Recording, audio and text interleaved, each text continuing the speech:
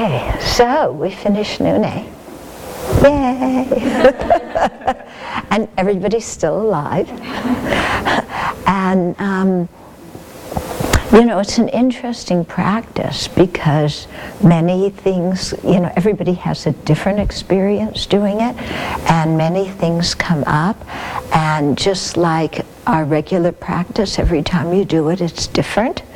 You know, no standard thing. Some people were commenting to me that what really came through for them was the feeling of compassion, and Chenrezig looking on us with compassion. For other people, it's more not that Chenrezig is looking on us with compassion, but we're becoming Chenrezig and looking at others with compassion. So that could be another thing that happens.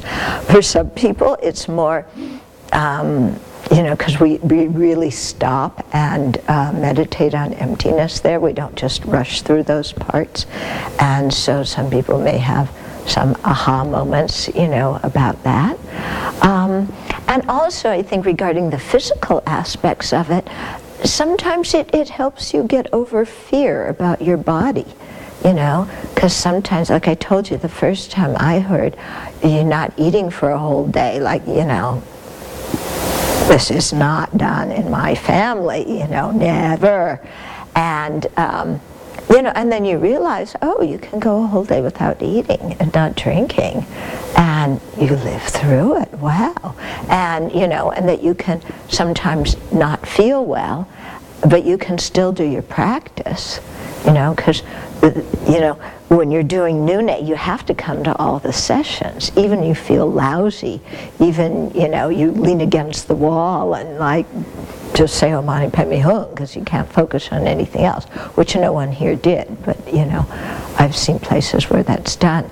But still you realize, oh, I can practice and I can do something even when my body doesn't feel well. And I think that's a very important kind of understanding to have, because so often, you know, when we don't feel well, the first thing we do is, well, I can't practice, you know. I can't go to the meditation hall because I have a headache and I have this and I have this and I have this. And you know, and that in a normal day-to-day things, everybody accepts that. But on Nyung Ne, you push yourself and you go and you live through it. And I think what that also does is it gives you some confidence that at the time of death, when you're really going to feel crummy, that you're able to practice. Yeah, and we need that familiarization with being able to do some kind of practice, even when our, you know, our body doesn't feel totally comfortable, because, boy, when the day of death comes, or the night of death, whenever it is, you know, we can't say, sorry, I don't feel well because I'm dying. You know, I'm not going to come to the session tonight, Lord of Death, you know, come back in a few days when I feel better and I can concentrate better, then I'll die.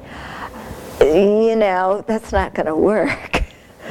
Okay, so it gives us, you know, some more confidence that we can still deal with things, you know, that we don't have to be totally run by our body. You know, because for some people the body, you know, just runs their whole life, determines everything about their life. And, you know, part of our Buddhist practice is switching that around, you know.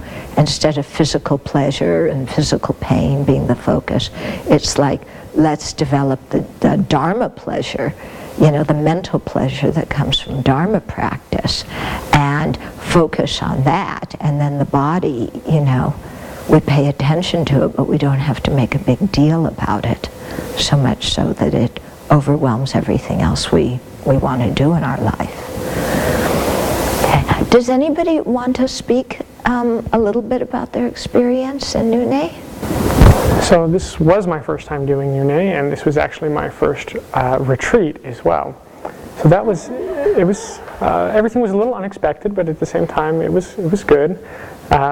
Saturday and Sunday went really well. Every session was different. I got a little something out of each one. But then this morning it was very touch and go for like the first hour. I just kept thinking, all right, one more verse, and then I'm going to go outside and vomit. One more.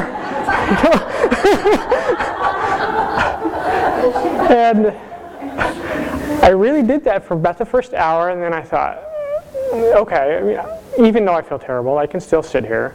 And I wasn't able to focus real well, and I stopped kind of reading, and I stopped kind of following along visually, and just started listening to what everybody else was saying, and really visualizing. And by the time we got to the point where we were doing the long praise, where we're doing prostrations, I was feeling pretty good again, and I didn't get up, because I thought for sure I would keel over and throw up, but sitting down and doing the visualizations and talking along, it went really well. And after I got done, and I'm sure the water and oatmeal helped, but I had a little more energy, and then I felt really good. I felt like, okay, now I can attack the rest of the day. I still feel a little crummy, but so it was mostly, it was all physical for me. I got a little bit better toward the visualizations towards the end. I got a little bit better at kind of opening up and feeling compassion, but mostly it was, I can still do something even though I'm constantly complaining to myself in my mind about physical discomfort and all the things that I don't like, and if this would just be changed, then everything would be better. And so, thank you. When Clinton was talked about the verses, for me is when there's a lot of ritual verses and all of that, I have difficulty with it. And I was hearing my mind, oh, I don't like that. Oh, I don't like that. Oh, I hate this. So it was, I said, wow. Boy, open your mind. And for me, Nyung Ne was more connection with all the deities and the three jewels, all the masters. It was to open my heart and looking at the resistance. Why do I resist to this? They're not there to whatever. I didn't went into why it's the resistance, much more that I don't need that. What I want is to connect to my heart and go deeper, and this is the practice to help to do that. So I was helping myself to go there. So yeah, so I was I don't like that. I hate that. And it was funny because I said, well, you do that a lot during the days too, Yashi. So that was a good thing to say. Somehow you know that it's not helping, but you keep doing it. So that helped, like to, I don't want to continue to do that. That's not what I want. And really connecting with Chenrezig and all those masters, everything that they have done for us. And people around, I don't like you, and they kept going, and they kept teaching us to continue. So that was like, keep going, and it will open. It's just resistance. It's not what you're thinking is real. No, that's not real. So keep going. So. Hello. Like Clinton, this was my first retreat and first Nyung Ne, obviously. And so I really had no idea what to expect. I've been at the Abbey for a couple weeks now, and so I'm kind of used to everything that we do. And I thought the thing that affected me most, Venerable had pointed out, what you go to take refuge in. And a lot of times it's, not here obviously, but you might go to your phone, or you might go to an entertainment, or you might go to food, or even if it's like, I'm going to have a cup of tea, I'm bored, or even if you're doing something that you think might be productive in a way, you have the time with a day that you don't drink anything, you don't eat anything, you don't have all the idle talk and the distractions of yourself to really notice, like, what would I have just gone to do kind of mindlessly in this time? And you're able to take that time instead and really dedicate it to what you want your mind to go to naturally and what you want to be taking refuge in. And so, I felt even more connected with everything I did throughout the whole day. When I took a walk throughout the forest, it was like I heard the birds and saw the light in ways that I I felt like I hadn't connected that deeply to in a while, and it was tempting to see these little pockets of snow and not just take a little handful. I didn't.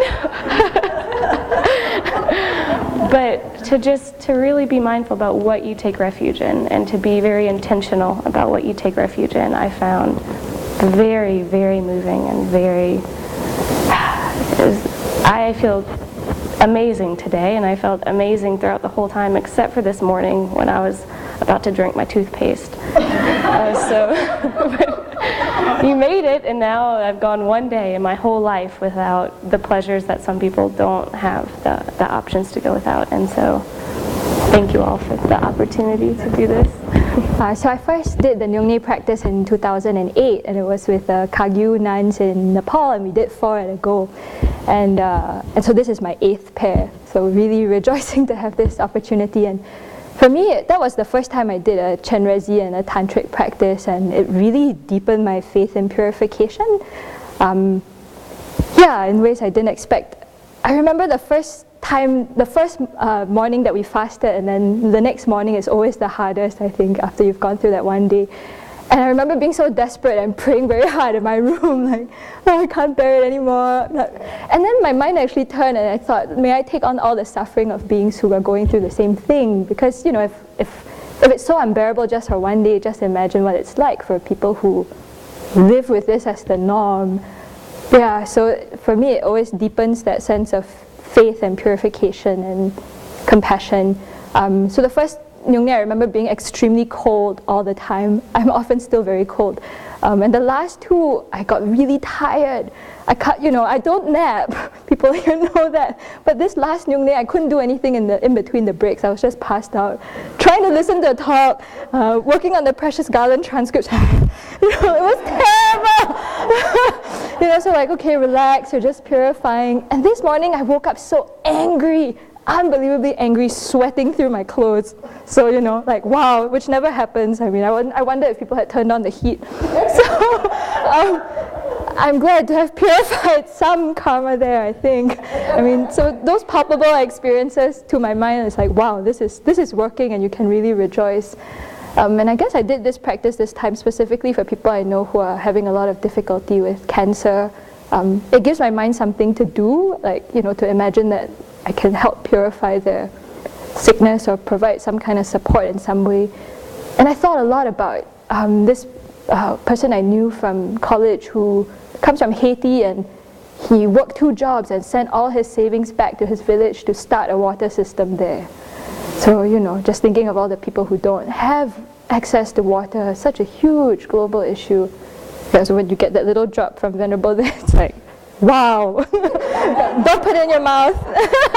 But just thinking what it's like for people who don't have clean water, every drop counts. Yeah, so to learn to appreciate our food and all this opportunity in a different way. So please put this practice on our annual schedule, and may we do more Nyung Nes in a row. Please.